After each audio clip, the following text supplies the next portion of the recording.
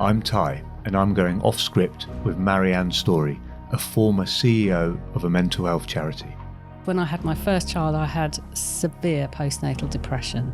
And before that happened to me, I didn't even really know what it was. I was very unwell for a year, probably. I've become comfortable talking about it because I know how important it is to talk about it. I mean, I was seriously suicidal. If it hadn't been for my GP, my health visitor, my best friend and my mother, I wouldn't be here. For me, as a woman, I believe it's hormonal. When I first started taking HRT and started to feel a lot better and flattened out some of these episodes for me, I was really angry. I feel like I've been deprived of some kind of treatment. The best way to help somebody who's struggling with their mental health is to teach them how to manage it themselves. Yeah. You're not teaching that person how to build their own resilience. Harsh as that might seem, it's a very important message.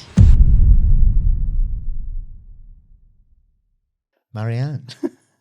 Yes, morning, Ty. How are you?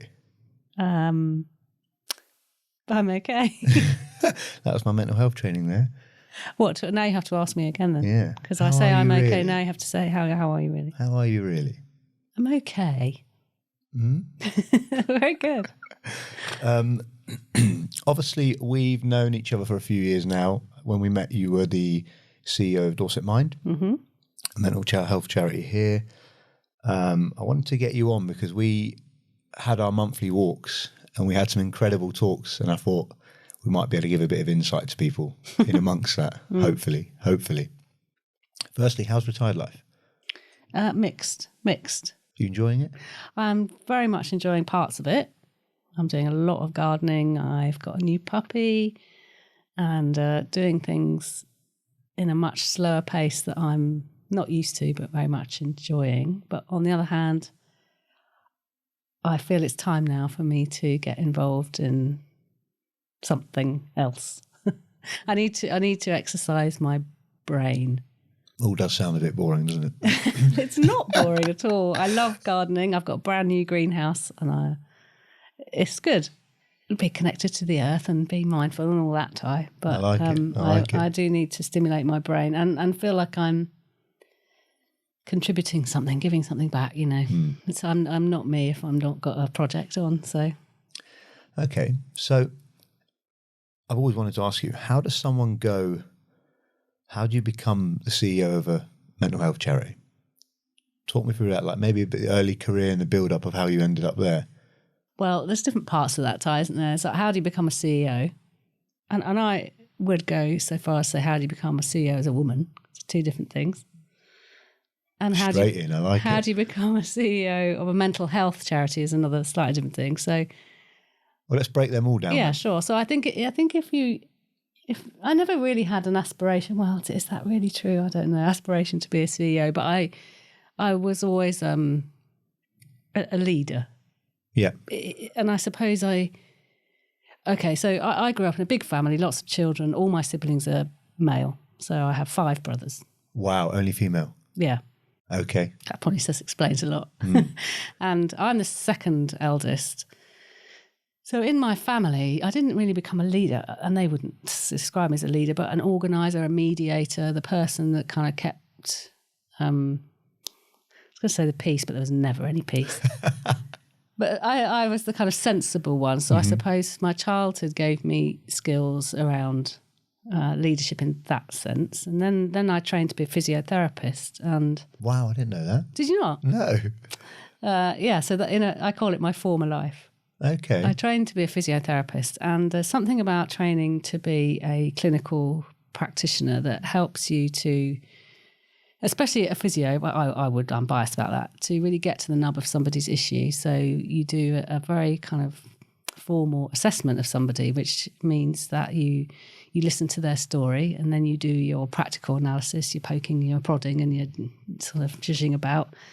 And you come to your own conclusion about what the issue is, then you put together a treatment plan, and then you carry out the treatment, and then you assess whether that's helped, and it's a kind of cyclical process. And I think that's a really good skill as a human being to have, to be able to listen to somebody, to then carry out your own objective kind of analysis of something, come to a conclusion, carry out an action, and then see if it's worked.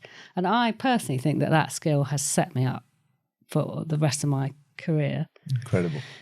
And because I have a brain that needs to be constantly kind of stimulated, I ended up working in mental health. Physiotherapy and mental health is a very unusual career choice. It's quite niche.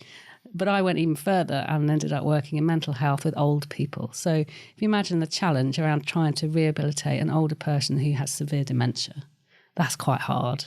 I can imagine. Because if a guy like you came into my outpatient clinic with a knee problem, I know what's wrong with you. There's only so many knee issues there are, and so many treatment regimes I can offer you.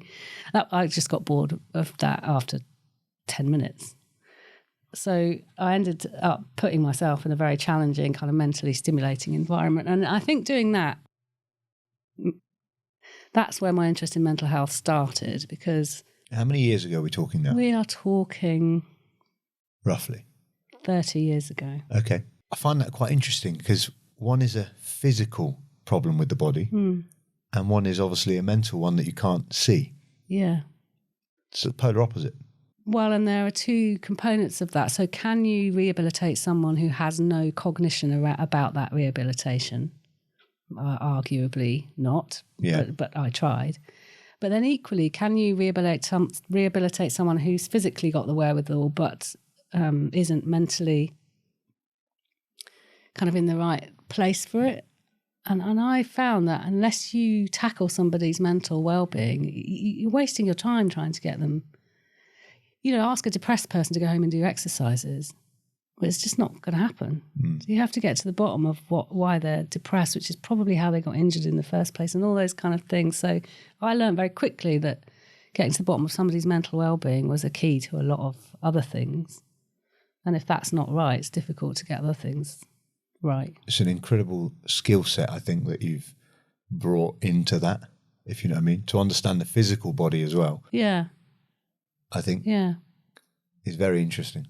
And the impacts of physical activity on your brain, and that's the two things are very connected. So you started as a physio, then you tapped into the mental health space, then you stopped your physio, I'm guessing. Well, because as a physio then I got incredibly frustrated with the NHS. Okay. And decided that I couldn't put up with it anymore, and naively, perhaps if I became a manager, I would be able to change it. Got you. So I was selected to go on a fast-track NHS management development program, and ended up becoming, quite a senior NHS manager.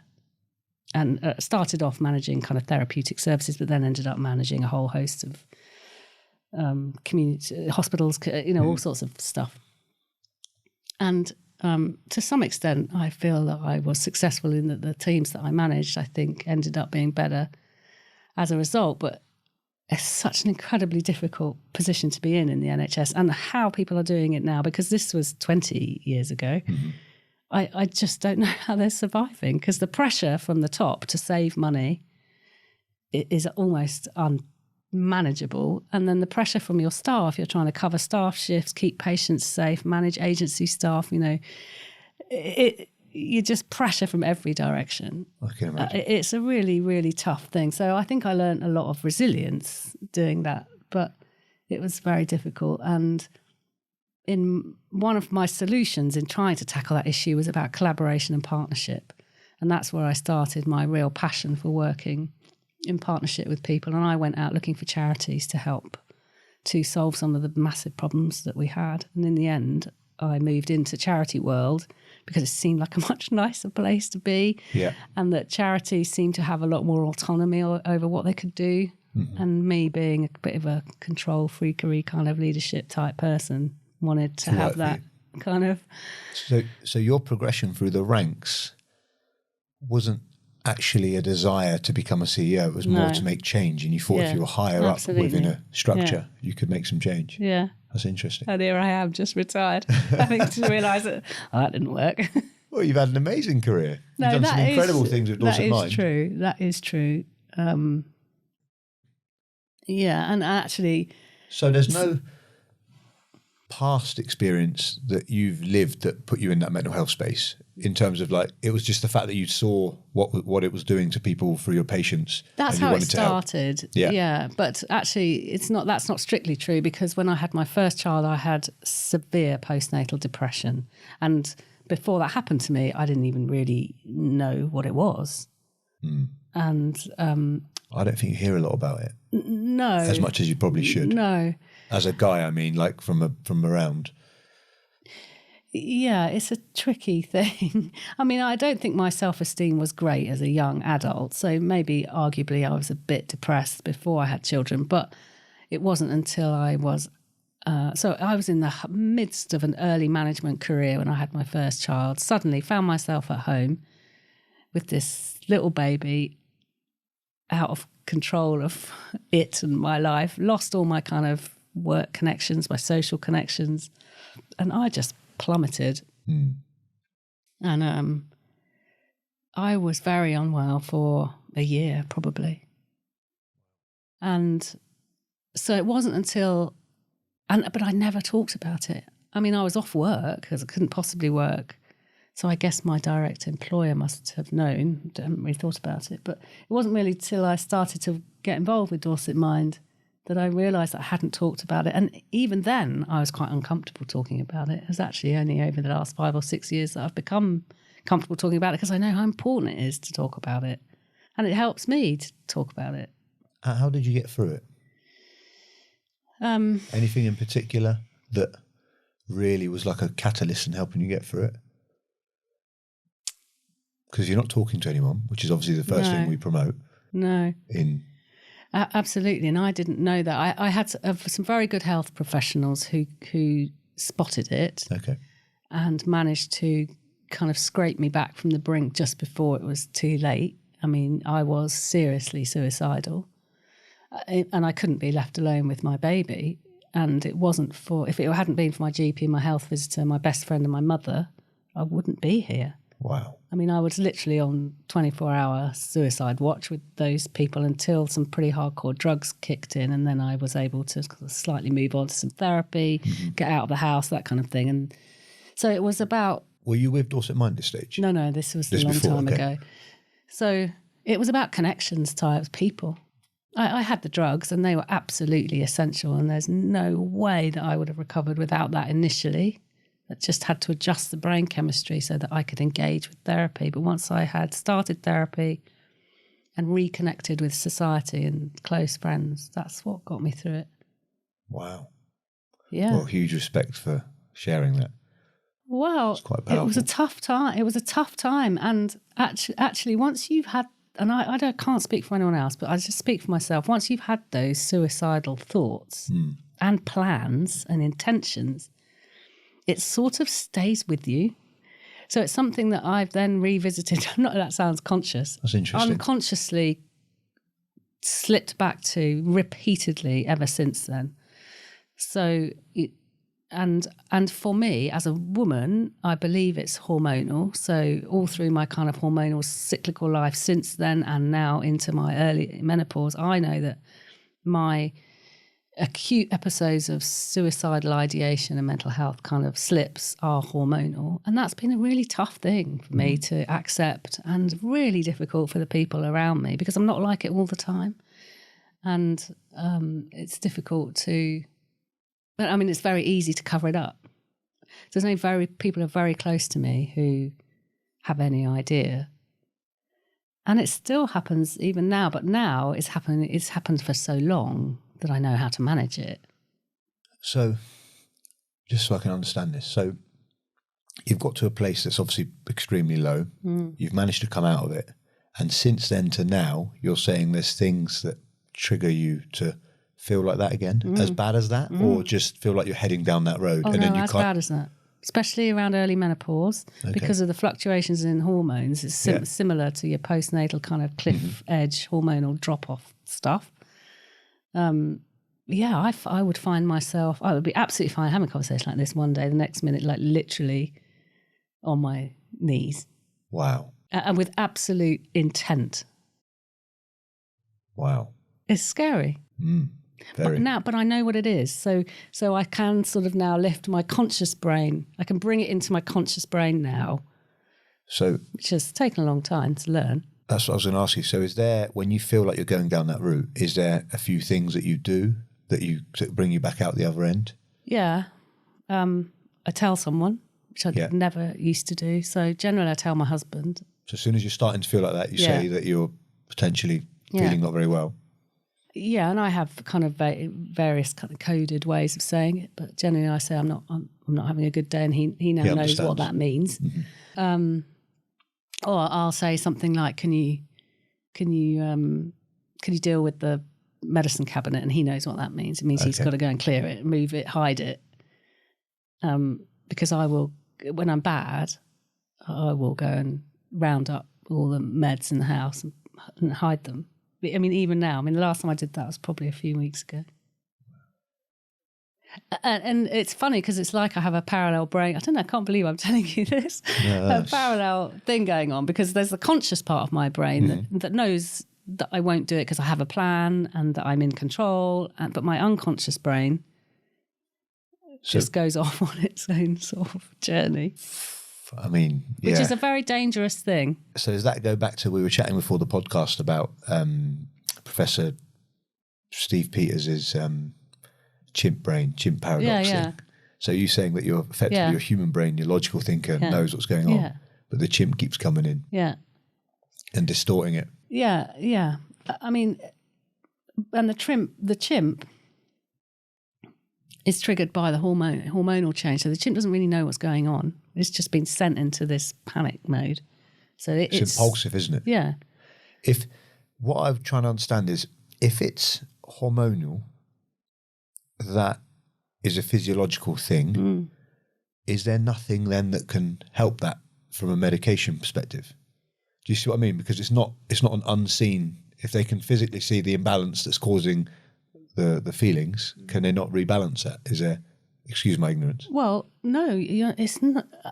Ignorance is such a great word, Ty, because I think we are all ignorant about the answer to your question. Because it's a question I've been asking ever since I've had this problem. And as a younger woman, as young women don't have a solution because it doesn't happen all the time. There isn't a drug you can only take the week that you're suicidal. You have to take it all the time. Well, that doesn't help because the rest of the time you're fine. Got you. But as you approach menopause and you start looking at HRT, that does seem to be a bit more flexible and a bit more helpful. So when I first started taking HRT and started to feel a lot better and flattened out some of these episodes for me, I was really angry that I hadn't had access to this kind of treatment before. Because if it's so easy for a menopause, here you are, slap on an estrogen patch, have a bit of progesterone, maybe a bit of testosterone if you're lucky, and suddenly you feel so much better. You think, well, what the fuck? Why haven't I had this for 40 years?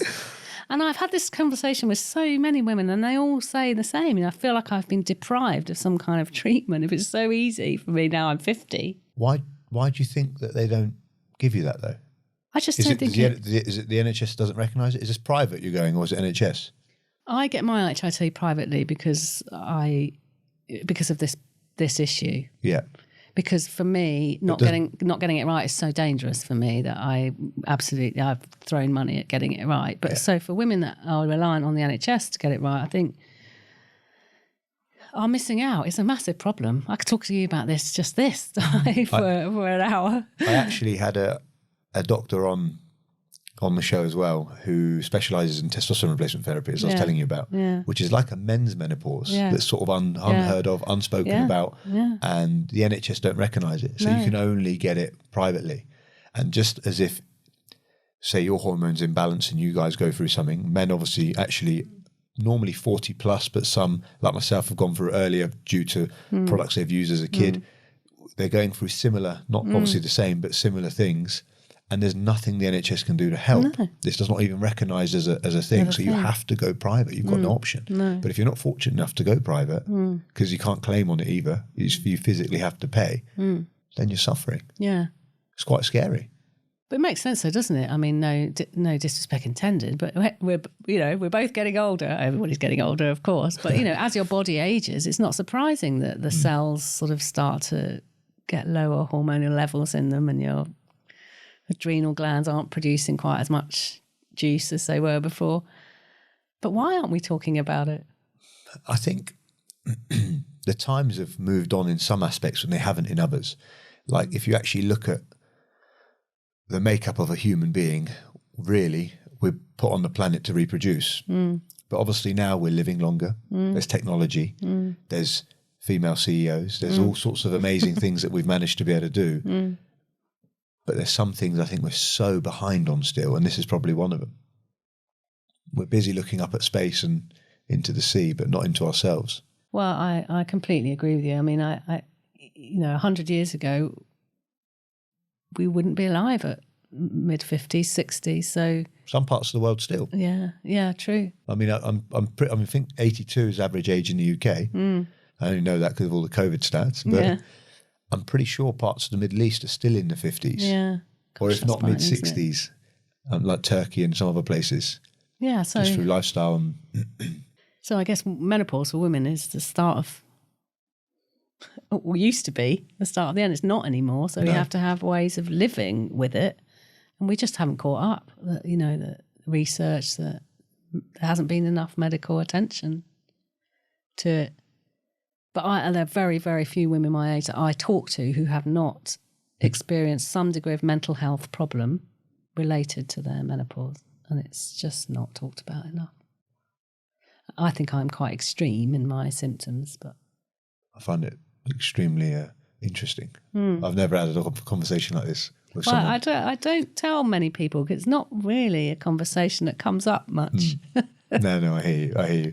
So after this initial thing, would you say that was one of the sort of triggers that thought, right, I'm going to get into charity work, or I'm going to get into the mental health space, charity work? Because you've kind of you've got lived experience here, right? So you've not only physically know the body from your physiotherapy days, you've also lived through what that charity is trying to help people get through effectively. Yeah.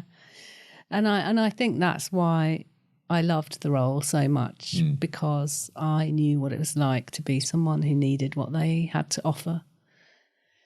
And with all due respect to the NHS, there is very much a limit to what they can offer people. And it's charities like Dorset Mind that people turn to get the help they really need. I mean, obviously people need prescriptions and drugs and all those, essential things. But in terms of talking and, what I always used to say about Dorset Mind was we want people to feel like they're part of something, like we care about them, and that they can, when they come to us for help, they don't just sort of passive recipients. They actually then become part of, we used to call it a movement, but we're tribal creatures, aren't we? Absolutely, by nature. Yeah. We want to be a part of something. We want to feel a part of a community. Yeah. Like it's hardwired into us, that I feel, which is what was probably the biggest struggle during the COVID period for most people, which probably what spiked all the mental health issues and all the stats was isolation. We're not designed to be isolated. No. By definition, if we're being punished, we're put in a prison and we're isolated. Yeah, it's the worst punishment you can do to a human, isn't it? No other human interaction. Yeah, horrible. So, Dorset Mind, you said about you want people to feel a part of something, community. Obviously, you've been through some stuff yourself, so you know how important that is. Now, one of the most difficult things I found when I first started sort of promoting Dorset Mind or being an ambassador, you're opening up to the world to say, my door is open, come to me. And it was this moral obligation and professional obligation that when they came to you, you're then trained not to actually engage or advise because you're not trained to do that. You're trained to signpost. I really struggled with this. I've said it to Dee a few times because I felt that if someone was using their last ounce of energy to pick the phone up to me, it felt like I was fobbing them off to say, hey, mate, I'm sorry to hear that. Do you want to hang up and ring 999? It just didn't feel right. How did you balance that moral obligation with your professional obligation? Because you're not only commercially trying to keep this charity going, You're trying to push it forward to help the community, but you've also lived experience. So if anyone understands how lonely that feels, is probably yourself. Did you ever struggle with that? Yeah.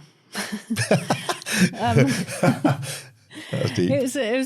It was a really hard one, but I think if you compare it to something like someone having a diabetic crisis, right? Yeah. If I rang you and said, "Ty, I'm having a hypo," what would you say to me?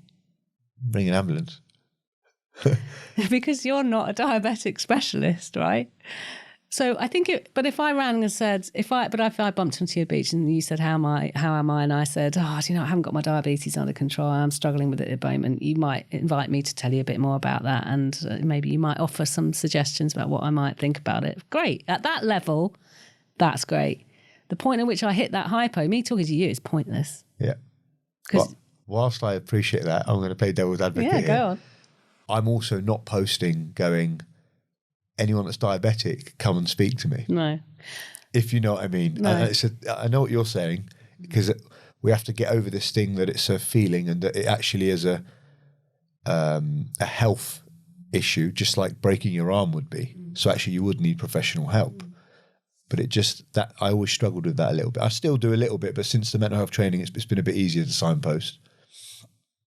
Yeah, and actually, to be fair, I don't think we ever did invite people to come and talk to us at a point of crisis, because that was never the right thing for us to be doing. So we had to be very careful about that messaging, but that doesn't mean to say that people might interpret it in a different way.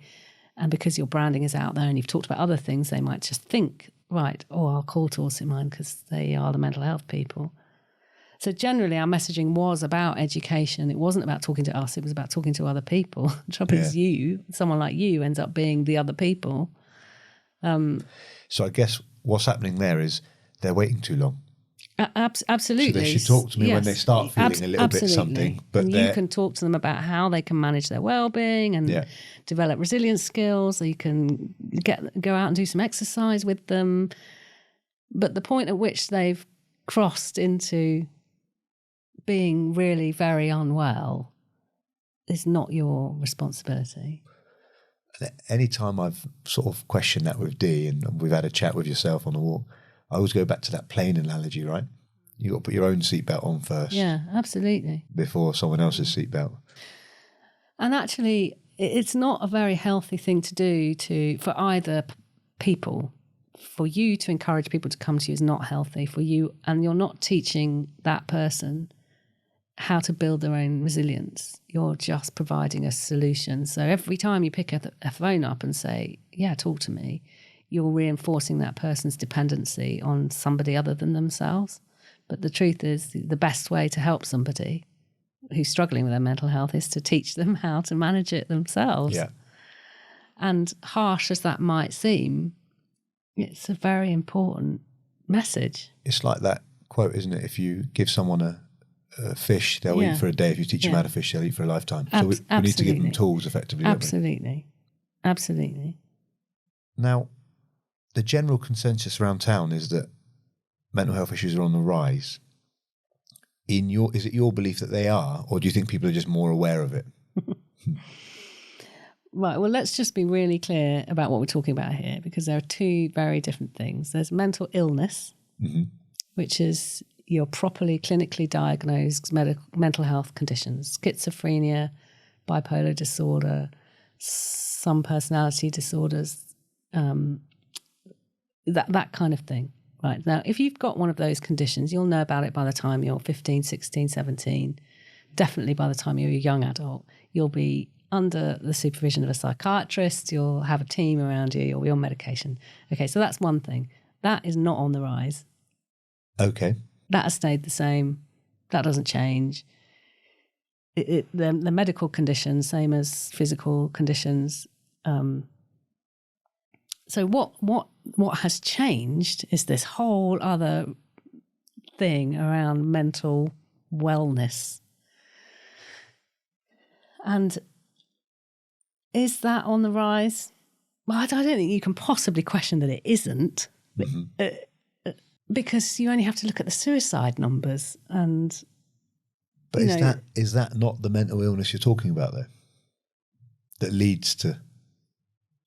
it's quite complex. No, because people with serious mental health illness, they do end their lives by suicide, but those numbers are reasonably stable and they're reasonably predictable. What's on the up is in particular, sort of your mid-40s male who hasn't spoken a word to anyone, whose family come home and finds him taken his life in the family home. That's what's on the up. So that, for me, is in that more generic crisis, kind of shame, can't cope, don't know how to talk about it, don't know who to return to, don't know what to do, there is no other option for me, kind of mental It's interesting. Space. Yeah. And so it's not just suicide rates, but the numbers of, people reaching out to, NHS 111, people going to NGP, numbers of people on antidepressants, people reaching out to charities like Dorset Mind. Those numbers are all going up. Mm-hmm. I feel like you've got this.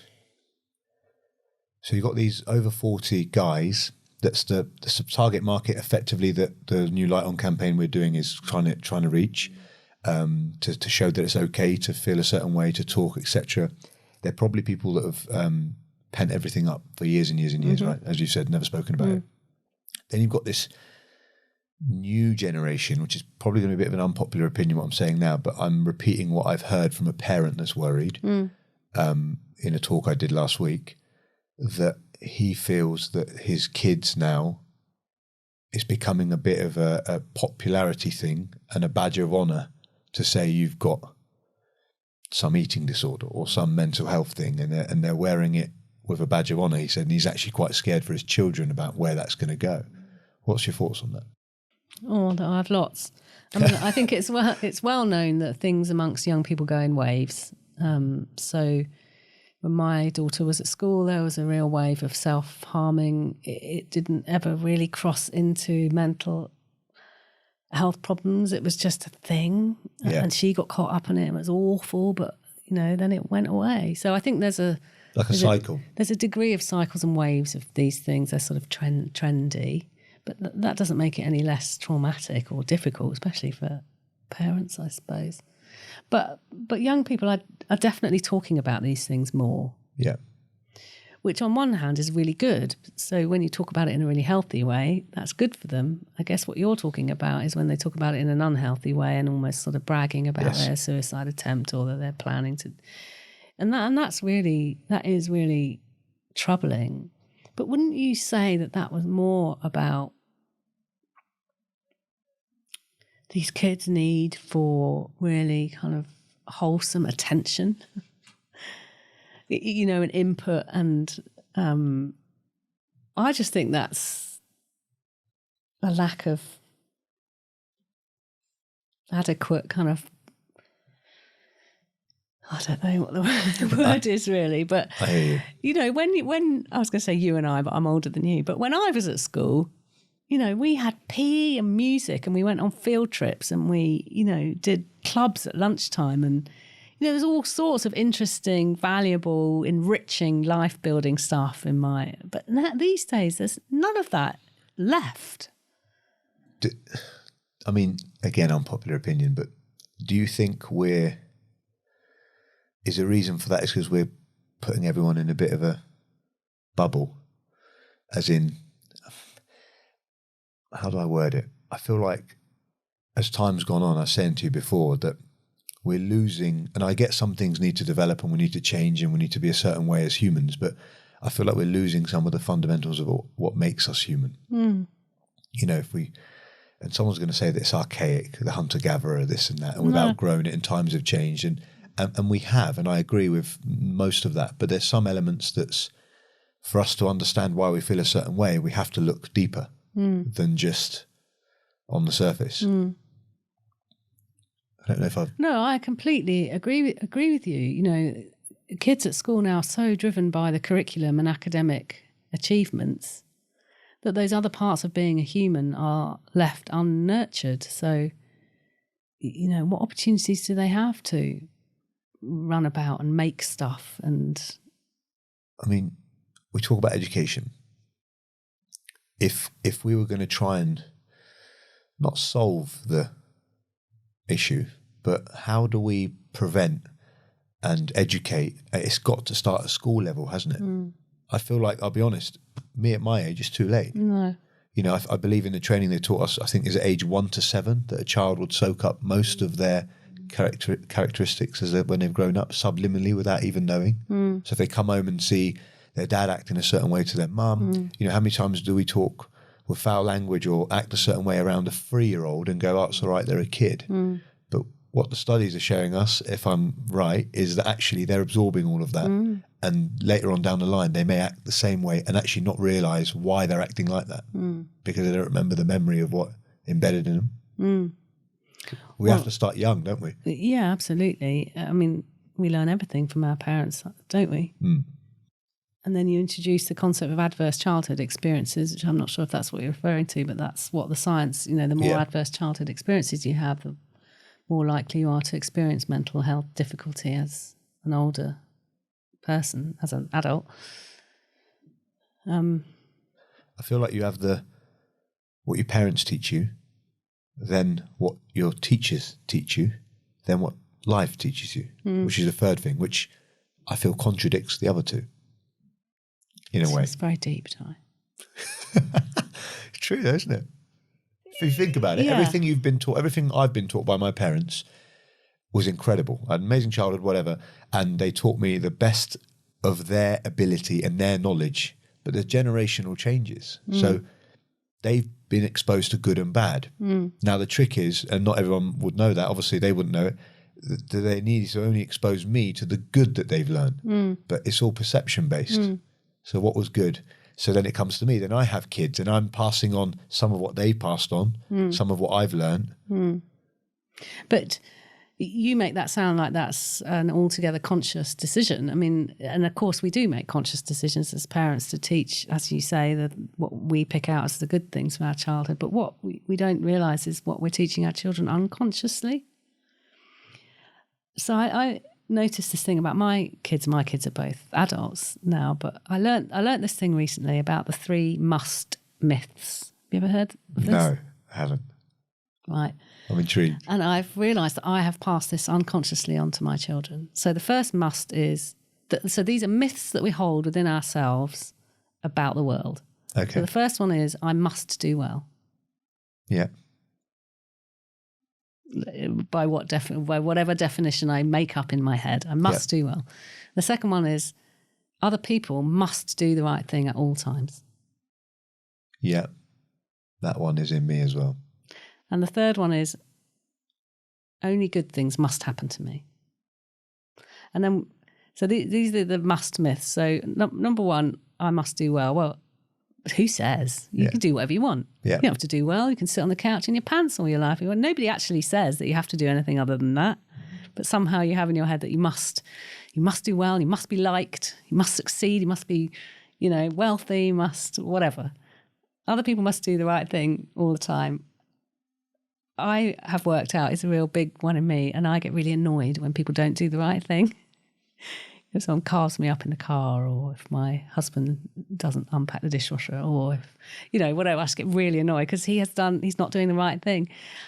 And then, only good things must happen to me is some of what we've been talking about how we deal with bad things that happen to us. Because of course, not only good things are going to happen to us. Yeah. So why do we get so het up when bad things happen, when actually bad things happen all the time? It's part of life. But we're not programmed to think actually good things and bad things happen and I can cope with both. And I see this play out now in my children and think, I've never sat down and explained that to them, and yet here they are acting this out, and they're my beliefs. I've led them to believe that they must do well and that other people must do the right thing. What I found quite interesting about that is, Marianne, have they told you this, or are you seeing No, I this see it. I see them acting it out. Wow. My son going on about how his friends should have done A, B, and C, and I just think, oh man.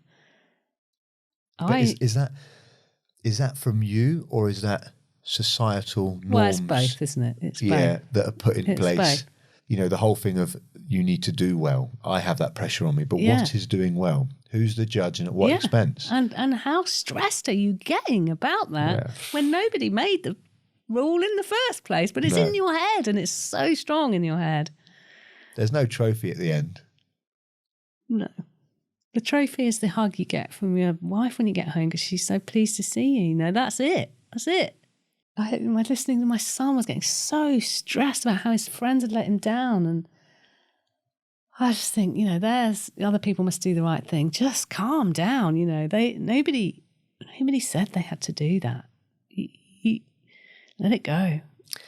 It's a bit of a stoic thing what you're saying there, because one is effectively that stress he's putting on himself is internal, right? It's his reaction to how someone's acted to him. So you're right. Really, I mean, it's simple to read it in a book. Just let it go. Just let it go. Well, I told him about these 3 must myths that I'd only just learned. This is my kind of learning of the moment. You and I share these moments. Yeah. But and he to be fair to him, he took it on board. He digested it, and he said, "You know what? I am going to let it go, and I'm going to." He went off and made his own plans for the weekend. Came back from the weekend, said, "I've had the best weekend." I said, "That's because you put the rules to one side. You just said, okay, my friends have let me down, but they can do whatever they want. It's fine. Only good things must happen to you. A bad thing happened to me. I got over it. I've turned it around. I've had a great weekend." So that was good to see that he turned it around. But do you think, I was curious to ask you this one, do you think, and I feel like you've half answered it there, being involved in a mental health charity or understanding that or being what you've been through, has that changed the way you were parenting or are parenting? Because what I'm trying to get is, are you analysing them without realising you're analysing them? yeah, I don't like it, but I am. Very honest. Well, because I like we were just talking about, I don't like what I feel I've consciously or unconsciously kind of passed on to them that has caused them to suffer in a way. Like an element of guilt in there. I suppose so. But doesn't this go back to what I just said though? You've passed on with the best intention what you know. Yeah. Times are changing, people are changing, and we're seeing things that were right then that isn't right now or was a certain way. You know, I just think of my parents with the upbringing I've had, and I was extremely lucky. I had unconditional love from them, no matter what. But I think of them, and they grew up in a war-torn Middle East country with some extreme views around them. They've then moved to England as immigrants so I could have a better life. And they're trying to fit into the Western world when, at what age did they come here? I don't know, 30, 40 years old, whatever they were, 30 years old, you know, with everything embedded in their brain. Yeah. So everything that they're learning here again is like goes against everything that they've been programmed by their parents. Yeah. But is it right? Is it wrong? There is no right or wrong, is there? The thing is, they did the best that they believed in at the time, and the best thing they've done for you is loved you unconditionally. And you know, you can see that in you. It's great. Yeah, but this is kind of, they are amazing. I'm extremely lucky, but this is kind of what I was saying to you. So actually, although you might feel sometimes, oh, I've passed that on, it's not very good, but not intentionally, not with any malice, No. And one thing to answer your question more specifically, I do is I can't make them, but I encourage them to talk about how they're feeling. And I can see it's not always easy for them. And if they can't talk to me, to talk to somebody else. Would you encourage therapy for them? Oh, I have paid for therapy for them. Good. Even when they're not in a bad place? Yeah. Because that's what I've discovered with therapy. I think the trick is, if you speak to any high-level sports person or high-performing person, high-pressure person, when they're performing the best, they always go and see a shrink. Yeah. And like, you know, I've got friends that play Premiership football, and they come off a game, the best win, they win the league, whatever, and they go and see a therapist. Yeah. And I was saying to them, I couldn't understand, why are you seeing a therapist? Because people just presumed you see it when you're down or in a negative place. He said, well, we're at the top of our game. Wouldn't we want to stay at the top of our game? Yeah. So we go and see him to stay in that position. Down again. Changed my whole concept of what I would need to. I was the same. I'd be like, I'm all right now. Don't need to go and see anyone. No. I had it so wrong. But I love that you've turned that around, Ty. You've been open-minded enough to see that you can change that and the benefits of changing that. And I think it's one thing that I hope I can be proud of as a parent is that I've taught my children that therapy is a good thing. You go to it, it's almost a treat to yourself, an indulgence to enjoy. And because when you're at your best, that's when you learn the most. That's when your brain can soak up the most stuff. And you and I both know that, what you learn in therapy is fantastic. I love it. Learning stuff about yourself and why your brain does. And when you have those light bulb moments, you go and thinking, wow, that's cool. It's just so deep though, isn't it? Yeah. Like you go to them with something that you're upset about or whatever, and they root it all the way back to something that happened when you were 4 years old. Yeah. And you're sort of thinking... And they watch that light bulb go on in your head and they just sit there and nod sagely and you're going, fuck, man, really? It annoys me. I said to you before this, and the one thing that really winds me up about them, but they're so good at it, they ask you a question, you've paid them for a bloody hour, and they don't say a word. You're just waffling on, absolute rubbish. But you end up at a point, I suppose, where you've discovered what you were trying to find out. My children find it really annoying when I say to them, well, how do you feel about that? And they say, I don't know. And I say, well, if you did know, what would it be? And they I hate it when you ask me that question. I say, but if you did know, what would it be? And they always do know. So that it's just a skill of just sitting there quietly long enough and you come up with the answer. Such a good question. I'm going to use that. The answers are there. They're in you. You just have to be quiet long enough to hear it. And what you're doing there, which actually is a real good power play, is you're putting it in as a metaphor. It's one of the power plays in Robert Greene's 48 Laws of Power. So you're saying, hypothetically, if you did know, what would it be? Yeah, what do you think it might be? Yeah, so all of a sudden it takes the pressure off them. You're thinking, they're not going to judge me. Yeah, well, maybe it could be this. And then you'll just sit there going, really? Mm-hmm. I love it. I wanted to talk to you about burnout. Oh, yeah. Stress, work, this sort of stuff. Have you ever experienced it? Yeah. Yeah. Because I'm always being told, take it easy. You're going to burn out. And I think it's quite a fine line between loving working under pressure to actually that burnout stress stage. How did you deal with it? How do you deal with it?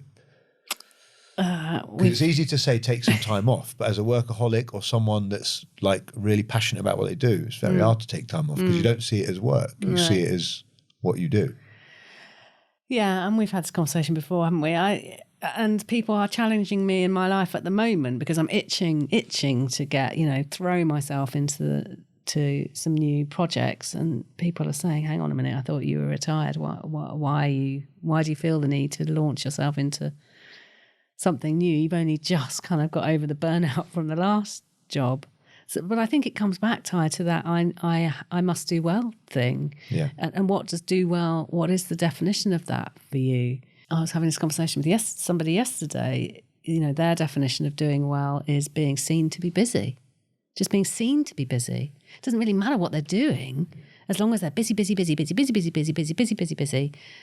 that is value. That in there, they're doing well is defined by their value is having lots to do.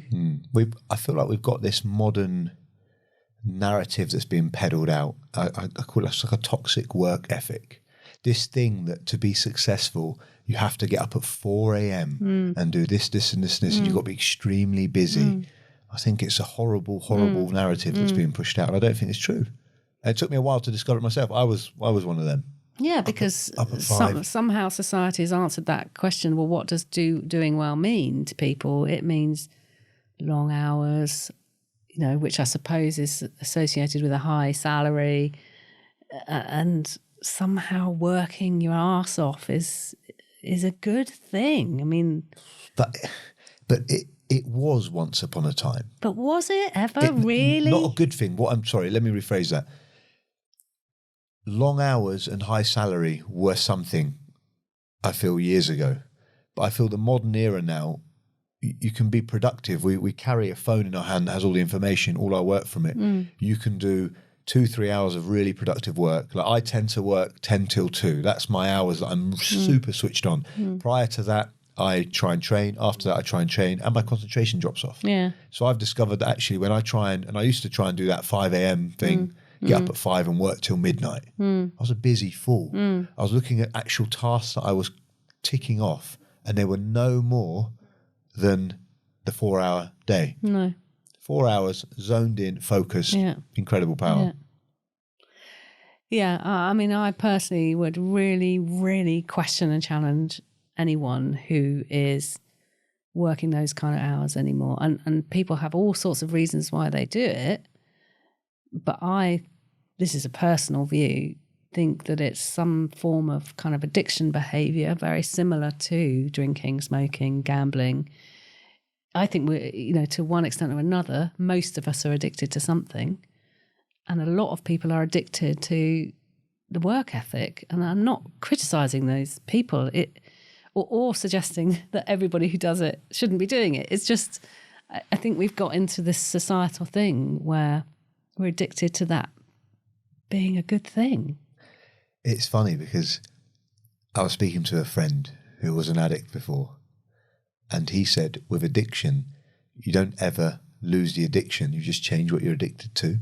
Yeah, unless you do some really, really hard work on what's underneath driving that addiction in the first place. What is it that we're all looking for to what is it that we're all trying to numb?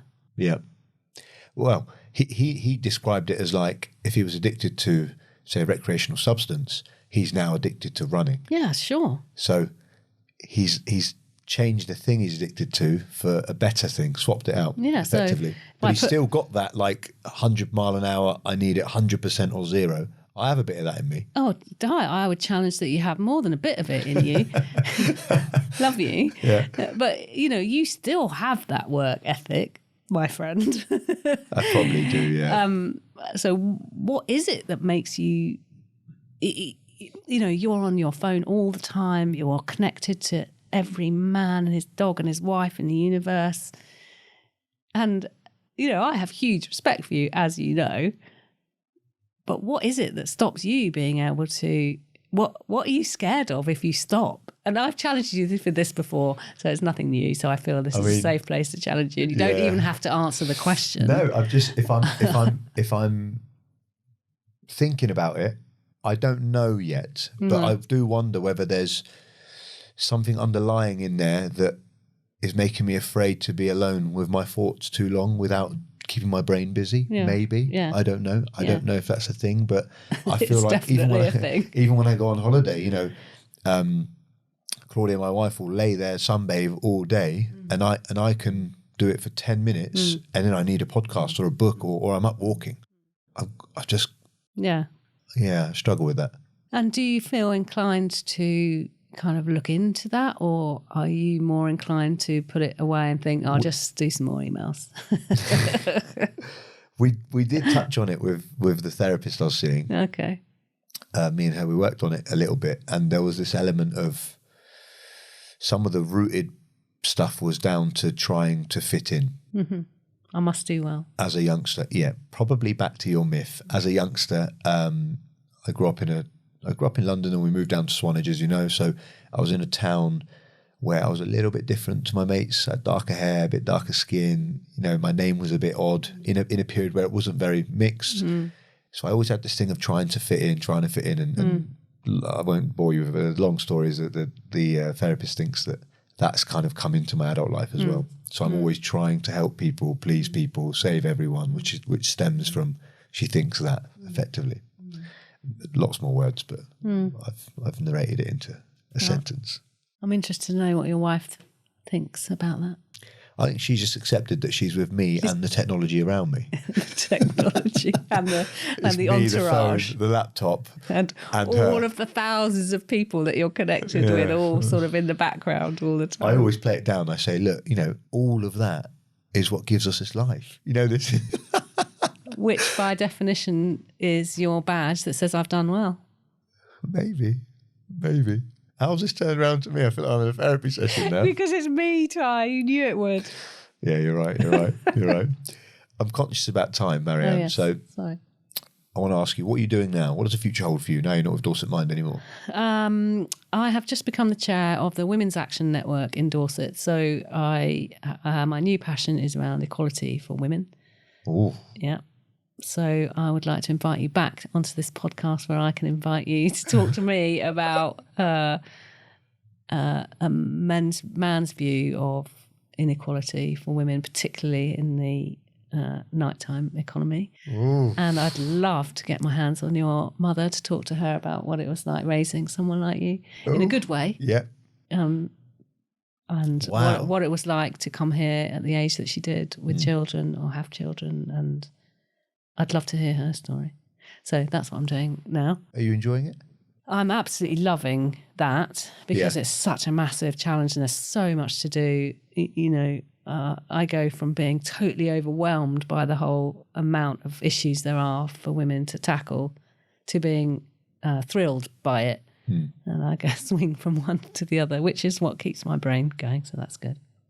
If you had to summarise quickly the inequality, is there a particular field, area, business, section of life that you feel there's the most inequality between men and women? I think it's a real subtle, innate part of our society that we very negatively call the patriarchy. It's an attitudinal thing which is really difficult to describe. So there are very specific things like the gender pay gap. Mm-hmm. But I'm more interested in the subtlety of how society talks about women and embraces the kind of skills and powers and attributes that women have that we just don't talk about. Interesting. I'd be interested to know more about that as well. Yeah. For example, women are really... obviously, I'm making huge generalizations because we're running out of time, but women tend to be very intuitive. We're very collaborative. We tend to be very empathic. We can see solutions to problems in the way that they affect people and the way they feel. And I'm not saying that men can't do that, but these are certain attributes. And you put a group of women together, it's an extremely powerful kind of force around supporting each other and supporting communities. And we just don't, talk about that sort of thing or tap into it. And that's a whole separate thing from how women have been oppressed by the patriarchy since Roman times. But that's a whole other podcast. Some of it's from history onwards, isn't it? Yeah, absolutely. Do you ever listen to, probably on popular opinion, do you ever listen to any of Jordan Peterson's stuff? Yes. About the male-female? Yes. Because he's quite strong in saying some things. What, that men and women are and should be different, you mean? He talks about what gap are you exactly talking about? What inequality are you talking about? He said, like, the majority of men in prison, people in prison are men. Majority of people doing X is men, Y is men. You know, like, and he talks about all these negative things that the majority are men. And then he sort of like hits back at this interviewer saying that what you're doing is you're taking a hyper, 1% of men and then generalizing the whole population with that. But again, we'll go on to that a different day.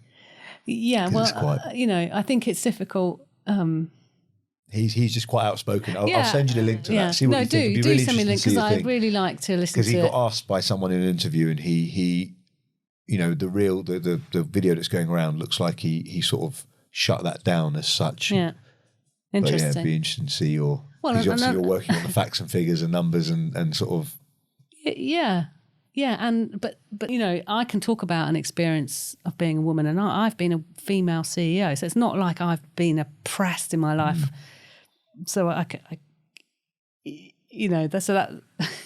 but I can talk about the experience of being a woman because I'm a woman. So it'd be very difficult for Jordan Peterson to talk about the experience of being a woman as a man. Well, this is what I was going to say. When you said to me it'd be nice to get me on to get my views, it's very difficult to give honest opinions, especially in the modern day. Yeah. Because I am a man, I'm not a woman. I don't know maybe how that feels to be like that. So I would only give my perspective on it, but it might come across a little bit insensitive, a little bit sort of. No, well, that's why it'd be interesting to talk about it. Yeah, but I would be honest with it. Yeah, well, we talk about violence against women, for example. I think it's really important that women understand how that is from a man's point of view, because not all men are violent, and yet all women are scared to walk around at night time. So let's have that conversation, and where does the responsibility sit with that, and how do we tackle it as a society, not as a sort of gendered thing. So what you're saying is... we need another podcast. Well, we do need another podcast. But what you're saying is you've told me you'd retired, but actually it sounds like the task at hand is potentially bigger than the one you were doing when you weren't retired. I would say that's an absolutely accurate assessment. Yeah. But Dorset Mind was just a practice run for my next mission. I love it. Marianne, I always enjoyed our chats when we went on our walks, so thank you so much for coming on the show. Well, you talk about them as if they're in the past tense. We're still going, yeah. That's my bad grammar. But in any case... I just hope you're not ditching me. No. Well, Dee's sort of taken over a little bit, great. but I'll leave it to you. But I appreciate you coming on the show and giving your insight. There's some extremely powerful messages in there, and hopefully the listeners can take something away from it. It's been very interesting. Thank you for having me. Thanks, Marianne.